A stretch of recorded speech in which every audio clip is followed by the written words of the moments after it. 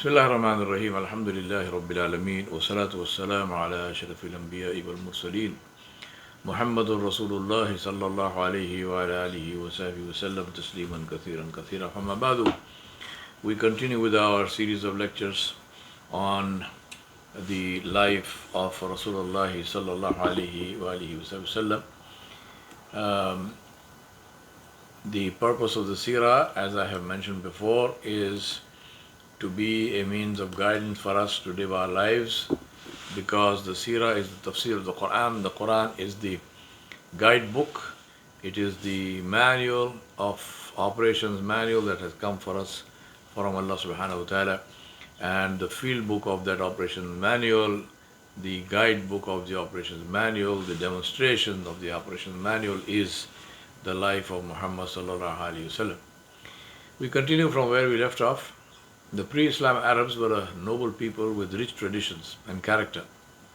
Of course, some of these, they were also, as we mentioned before, female infanticide was absolutely despicable, deplorable custom that they had.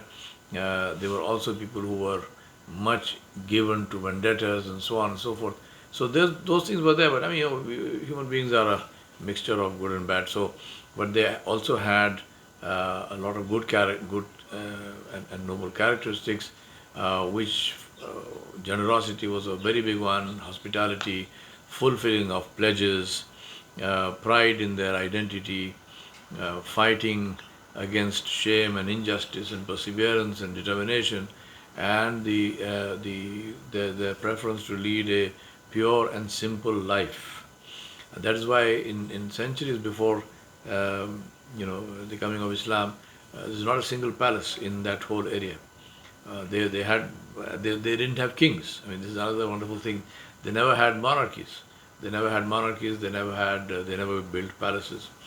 Their determination and willingness to live with hardship and a preference for a simple life helped them to spread Islam in some very difficult conditions. So these good qualities of the pre-Islam Arabs. Obviously, the qualities were their qualities, qualities of the people, qualities of the race, and obviously they stayed with them and became a means of khair and barakah and benefit for them when they became Muslim.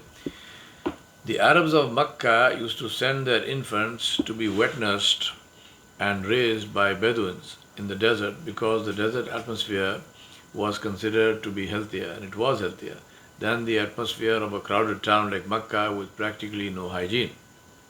The Arabs were also very proud of their language, and they used to call the non-Arab speakers Ajam, meaning dumb or mute. They were very particular that their children learn the pure classical Arabic that the Bedouins spoke, and that was untainted by foreign words and foreign accents. Now, Makkah was a center of trade, so people from all over Arabia used to come there. A lot of foreigners also from people outside of Arabia, like Persia and so on, and Yemen, they would come there. So they came with their accents and so on and so forth. So the Arabs were very particular about that. On a side note, one of the great Sahaba of Rasulullah, Suhaib al-Rumi, radiallahu anhu, Suhaib the Roman. He was called the Roman not because he was a Roman, he was an Arab, he was from Yemen, but he grew up with the Romans because he was kidnapped and sold as a slave, and he grew up in Byzantine, and he learnt Latin, and he learnt the language of the Romans. So when he spoke Arabic, he spoke it with that accent, and the Arabs used to call him the Roman.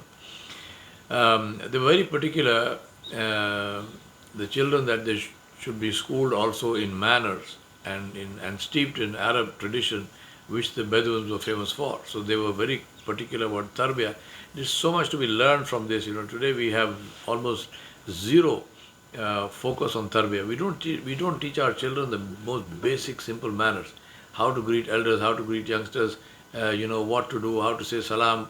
Nothing, absolutely nothing seems to be taught. It's just we just raise children like we raise cattle, and then they go to school and so on. And education also seems to be only focused on how to make money, right? How to get a job. I mean, the whole idea of education to create people of sakhafa, which is people of nobility, of character, is zero. There's no focus on that, which is a terrible thing.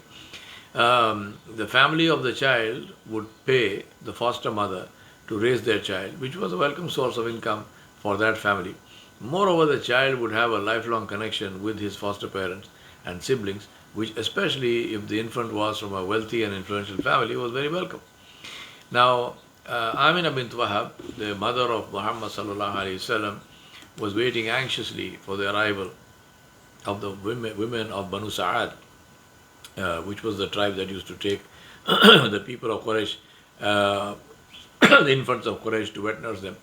But word got around that Muhammad ﷺ was an orphan, and so nobody wanted to take him, because the child without a father was not seen as a very lucrative option, because of, so they say, well, what compensation can this child bring? So the Banu Sa'ad, when they got to Makkah, they dispersed all over Makkah to the homes of people who had infant boys to give them, but nobody came to the house of Abdul Muttalib, where Amina bint Wahab was waiting with her little infant. Little did they know that this infant was the king of all creation, and that Allah subhanahu wa ta'ala loved him, and that he was the Khalil and the Habib of Allah subhanahu wa ta'ala Jalla Jalaluhu. Of course, Allah subhanahu wa ta'ala has His own plans, and one of the women of Banu Sa'ad, Halima Sa'diya, she was riding a weak female camel which had stopped lactating, and she and her husband Al-Harith bin Abdul Uzza, they got delayed, and they were lagging behind in the caravan, and so they came late. Now Halima radiallahu anha couldn't even feed her own children because the camel was dry. So they discovered that all the infants had already been taken by the other women, and only one was left, and that was the orphan Muhammad bin Abdullah. Now Halima felt very sad, radiallahu anha, that every woman in her tribe had received a child except herself. So she said to her husband Al-Harith, she said, by Allah, I will accept this child because I don't like to return empty-handed. So I will take this orphan. So her husband said, okay, go ahead, take the orphan. And so they agreed to take the orphan, Muhammad Sallallahu, alaihi.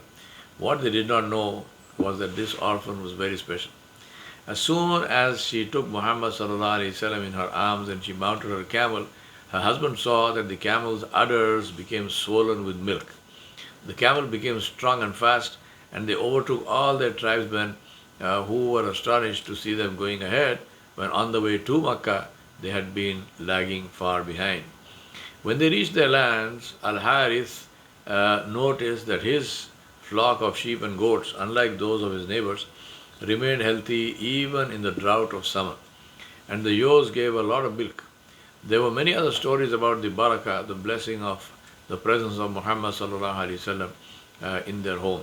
One interesting story out of this is that the daughter of Halima Sa'diya, radiallahu anha, who was older than Muhammad Sallallahu Alaihi Wasallam, used to babysit him. Now one day he got angry with his babysitter. He was a little boy, maybe a year old, or maybe that much. So he got very angry, like little boys happen. So he got very angry with his babysitter for some reason, and the little boy bit her arm. So he bit her on the arm, which left marks of his little teeth on her skin.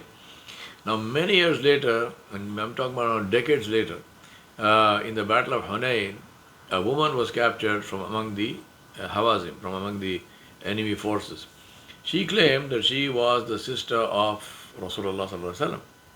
Now initially the Muslim soldiers who captured her, they refused to believe her, because they say, he doesn't have sisters. What sister are you talking about? But she kept insisting, and she said, no, I demand to be taken to him. So eventually they took her to him. When he saw her, he also at first did not recognize her, but she reminded him of the incident of his childhood anger, and she rolled up her sleeve, and she showed him the mark. She said, look here, this is the mark of your teeth. And Rasulullah immediately recalled the incident, and he welcomed her, and he honored her, and he made her sit next to him on his shawl, and gave her gifts and inquired about his foster family. And then, of course, he freed her and with a lot of gifts, and he sent her, gave her an escort to be taken safely back home. Now, when Muhammad was 2 years old and weaned, Halima Sa'diya radiallahu anha took him to Amina, but insisted that she should be allowed to take him back and let him remain with her, and pleaded until Amina relented, because she saw the barakah of this beautiful baby in her and boy in her house, so she didn't want to let that go. And so Muhammad ﷺ returned with Halima radiallahu anha to the lands of the Banu Sa'ad. Now, however, so some time passed on this. However, strange and mysterious event happened, sometime later, and which was that the foster brother of Muhammad ﷺ was playing, and the two of them were playing some way away from their home, when suddenly Halima radiallahu anha and her husband, they saw their son Muhammad ﷺ's foster brother coming. He came running back in an absolute panic. So when they asked him what happened, he said, two men were dressed in white. They grabbed my brother and they cut open his chest. Now, obviously, Halima and Harith were absolutely astounded and horrified, and they ran to where these boys were playing, and they found Muhammad ﷺ there. He was pale-faced, but he seemed to be unharmed. So they asked him what happened, and he said, two men came and they opened my chest and they took something out of it and threw it away. Now, after this event, Halima Sa'diya radiallahu anha took Muhammad ﷺ back to his mother, because she was afraid. She said, if something happens, if this child dies or something, what happens? So she took him back to his mother. So the mother asked, she said, you had taken him for a longer period, you brought him back early, what happened? So she eventually the mother got her to tell them about the incident. And when she told her about the incident, Amina said, are you afraid for him that shaitan might hurt him? By Allah, that will not happen. When I was pregnant with him, it was the lightest pregnancy. And when he was born with the easiest birth when he came out. I saw a light, and when he came out, I saw a light arising from my womb going all the way to Sham. That's almost 1,000 miles away. And she continued, she said, he has the protection of Allah and he will have a great future. Now, the mother of Rasulullah ﷺ was not Muslim, but these are the sort of essential truths that people's eyes are open to, and they see them, and it's not only the Muslims who see them. Halima Sa'diya radiallahu anha eventually accepted Islam after the Battle of Hunayn. So now Rasulullah ﷺ was back with his mother, and she passed away, as I mentioned earlier in the earlier lecture, when he was just 6 years old, and he lived with his grandfather Abdul Muttalib, who also passed away when Rasulullah ﷺ was 8. Then his uncle Abu Talib took over his care and provided him with his protection for the next 40 years. It says, again on a side note, it's a very poignant and very, in a way, sad thing to see how somebody who loved Muhammad ﷺ as much as Abu Talib did, but he did not accept Islam. And this is one of the things for us to keep in mind, that as far as Allah subhanahu wa ta'ala is concerned, it is not just loving Muhammad ﷺ which is sufficient or required. It is also obeying Muhammad ﷺ. It is to accept him as the Rasul of Allah, not just somebody you love.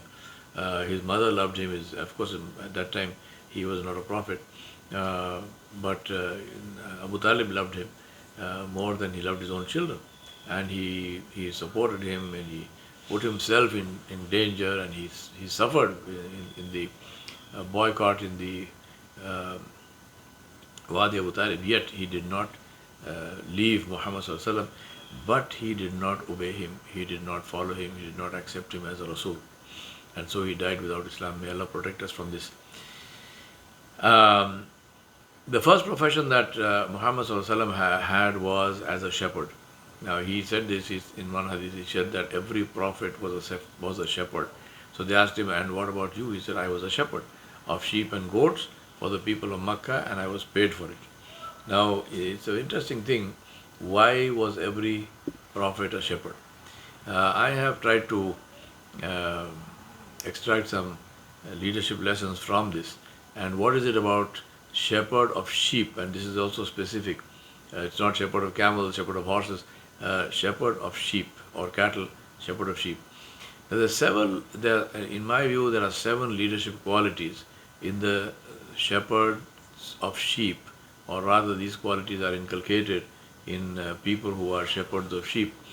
And Rasulullah told us that this is the reason he didn't mention the 7 qualities. This is what I have extracted from the Seerah.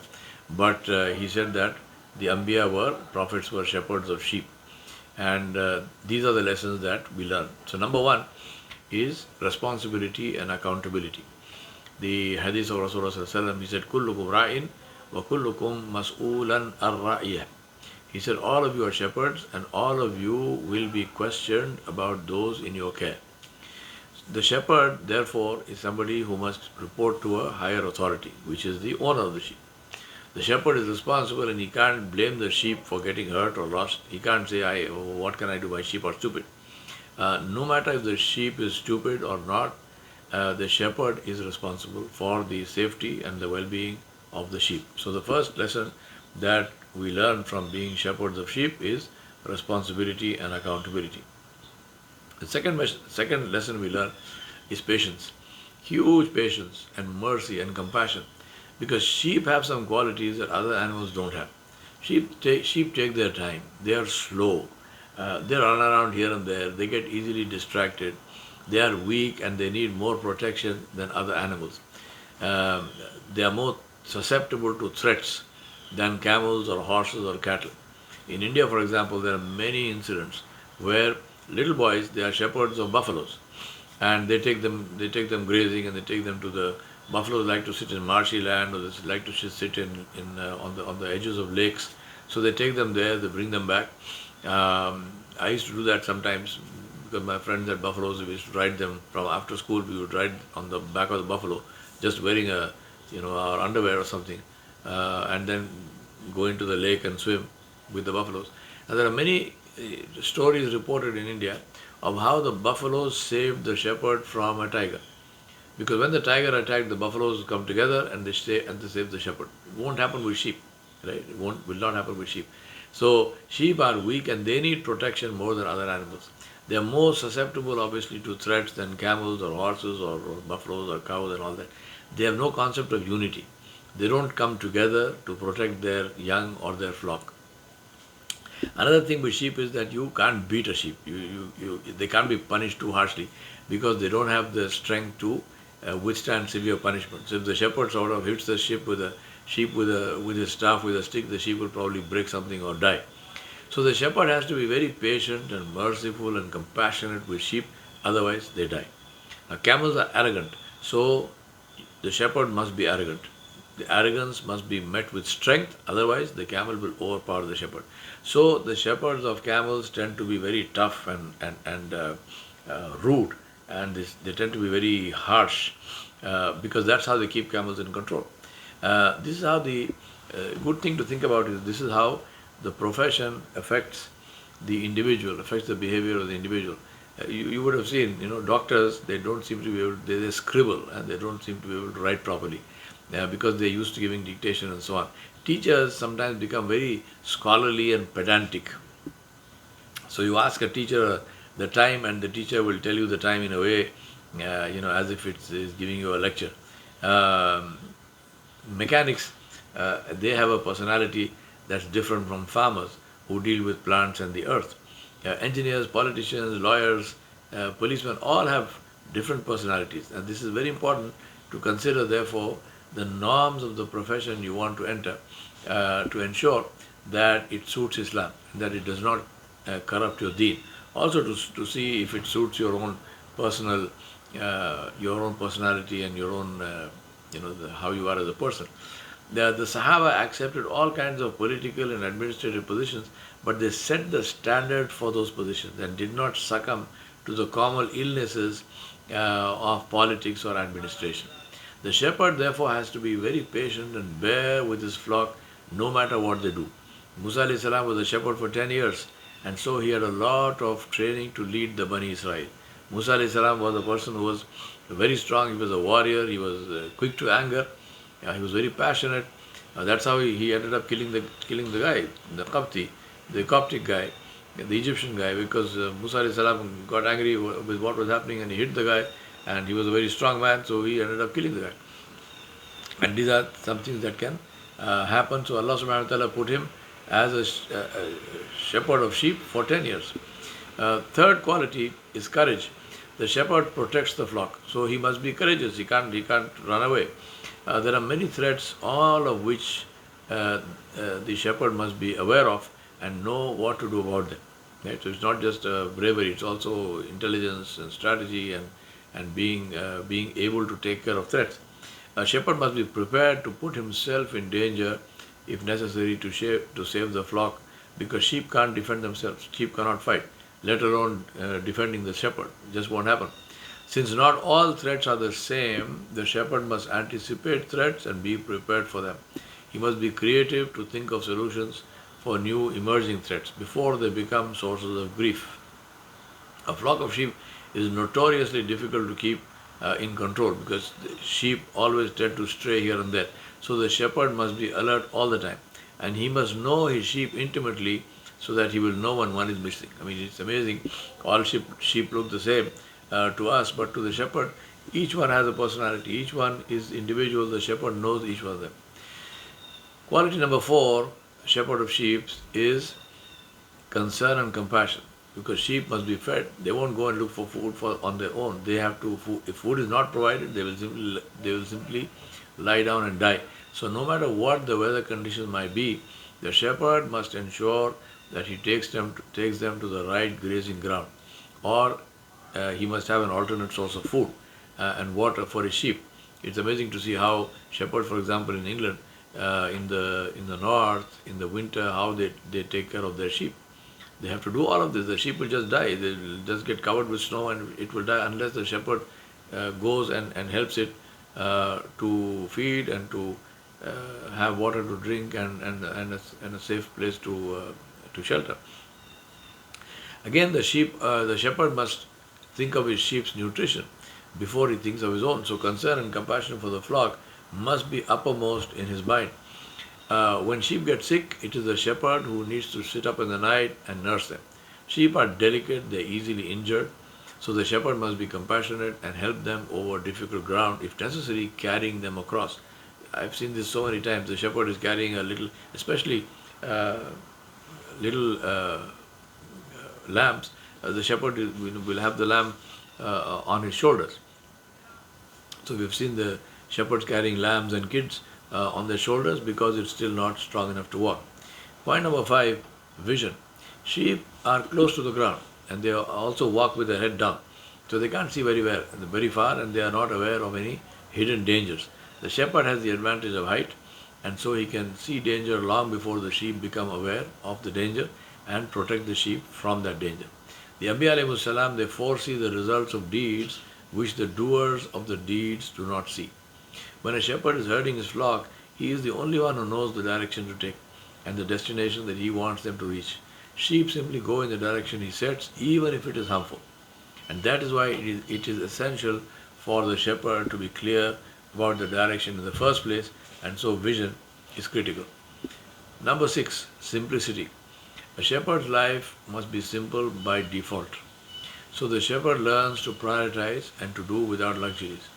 The shepherd needs to carry his own possessions, as the sheep cannot be made to carry for him, so he needs to travel light. The shepherd must be tough and take hardship in his stride. He sleeps early, he wakes often in the night to check on his flock, and then he wakes early as the day breaks and his flock begins to stir. If he sleeps too long, the sheep will leave him and go away in all directions. Last point, point number 7 is closeness to the creation of Allah, closeness to nature. This is what being shepherds of sheep teaches us, is being able to see the stars, to eat and drink natural things, to sleep on the ground, to hear the silence, to listen to the silence, to become comfortable with darkness, to see the sun rise, to see the sun set, to recognize the signs of Allah subhanahu wa ta'ala in His creation, and so to build his own connection with the one to whom he has to answer one day. All these are the benefits of herding sheep. Even if we don't do that literally today, it is important to ask how many of these qualities are within us and what we can do to develop them. I strongly recommend, especially for boarding schools and so on, that children should be made to do this. I mean, in my school we used to do agriculture. We used to plow the land and with using bullocks and sow seeds and so on and so forth. I don't see why we can't be shepherds. They didn't give us herding sheep, but this is a very, very wonderful thing. If I'm not talking about doing it for 10 years, I mean, just do it for a day, do it for a weekend, but it gives such a wonderful, just walk along with a shepherd, spend some time with a shepherd. It's such a wonderful training exercise in some very, very critical qualities of leadership. I want to close looking at some of the pre-prophethood things, which is the Rasulullah was protected by Allah subhanahu wa ta'ala. He did not commit any sins, which was normal among his people. He never worshipped an idol, nor did he even bow before an idol. He did not even let those in his care do it. So Zayd bin Haritha and Ali bin Abi Talib, both of them, never bowed before idols, even though that was the prominent or predominant custom of the time. There was a black idol called Naila, and Rasulullah prohibited Zayd from touching it. The people used to touch the idol while they made tawaf. And young boys, so as young boys will do, one day Zayd touched it to see what happened. And Rasulullah saw it and he said, were you not prohibited? Did I not prohibit you from touching the idol? Why did you do that? Now, Nabi Sallallahu, Allah subhanahu wa ta'ala guided him, alayhi salam, never to worship anyone other than Allah. So he never worshipped anyone other than Allah. Finally, I want to talk about a very important incident in the Seerah, which resulted in a treaty called Hilful, Fudu. In Makkah, when Rasulullah was about 19 or 20, a trader came from Yemen with some goods to sell. Al-As bin Wail, a man from the Quraysh, bought his goods but refused to pay him. The man, however, though he was alone and without support in Makkah, was not going to let this pass. So he was determined. He went to the area of the Kaaba, which was the town square of Makkah, and he started calling out to the Quraysh, and he said, I have been oppressed in your land. Are you going to let this happen? You people have no honor. You have stolen my stuff, and so on and so on. He made a big noise.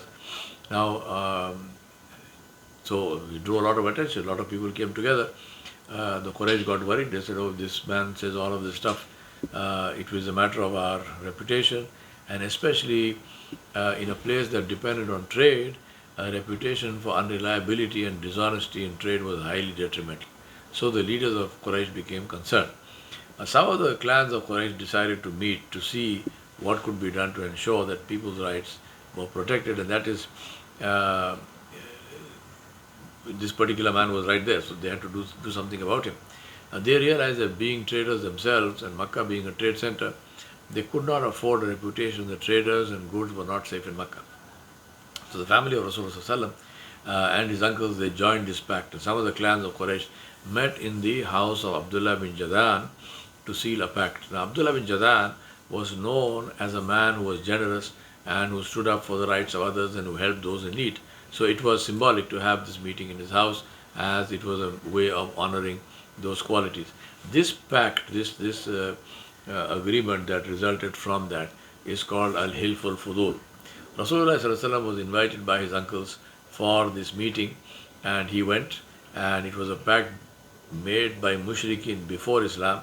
But Rasulullah said, I was witness to a pact made that day which I would not have exchanged for the choicest herd of the finest camels. And if someone invokes that pact today, he is talking about after Islam, he said, I will respond to that pact. A big lesson in this is that Muslims, as Muslims, we must stand for justice no matter who is involved. The ruling in this is that it is permissible to cooperate with others, Muslims or not, to establish justice, especially where the present and future welfare of Muslims is involved. It is also fard, compulsory and obligatory to honor such commitments, following the laws of the land, which are for the benefit of everyone, is also fard, it's also obligatory for the same reason. More inshallah, before that, let me tell you another incident. In the time of Banu Umayyah, several decades after Rasulullah passed away, Al-Walid bin Utbah bin Abi Sufyan, the governor of Medina, misappropriated some property of Al-Husayn ibn Ali radiallahu anhu. So Al-Husayn bin Ali radiallahu anhu went to him and he said, either you give me what is mine, or I will go to the masjid and I will invoke Hilful Fudu. I imagine he's saying, I will invoke a pact which was made pre-Islam. Now Abdullah bin Zubayr was with Al-Walid, and he said, I swear that if he does that, I will draw my sword and stand by him until he gets justice. Now others also joined and things started getting hot. So Al-Walid returned the property because he was afraid of the consequences of not doing that. So Allah subhanahu wa ta'ala also told us to cooperate in virtue and in taqwa and not in transgression and sin. وَتَعَاوَنُوا عَلَى الْبِرِّ وَالتَّقْوَى وَلَا تَعَاوَنُوا عَلَى الْإِثْمِ وَالْعُدْوَانِ وَاتَّقُوا اللَّهَ إِنَّ اللَّهَ شَدِيدُ الْعِقَابِ. In Surah Al-Ma'idah, Allah subhanahu wa ta'ala said, help one another, you help one another in al-birr and at-taqwa, which is in al-birr and taqwa, which is piety and righteousness, and do not help one another in al-ithmi wal-udwan, don't help one another in rebelliousness and in transgression, in sin and transgression, and fear Allah subhanahu wa ta'ala's anger. Verily Allah subhanahu wa ta'ala is severe in punishment. We ask Allah subhanahu wa ta'ala Jalla Jalaluhu to be pleased with us and never to be displeased, and we ask Allah subhanahu wa ta'ala for His help and His mercy. Wa sallallahu ala nabiyil kareem wa ala alihi wa sahbihi ajma'in bi rahmatika ya arhamar rahimin.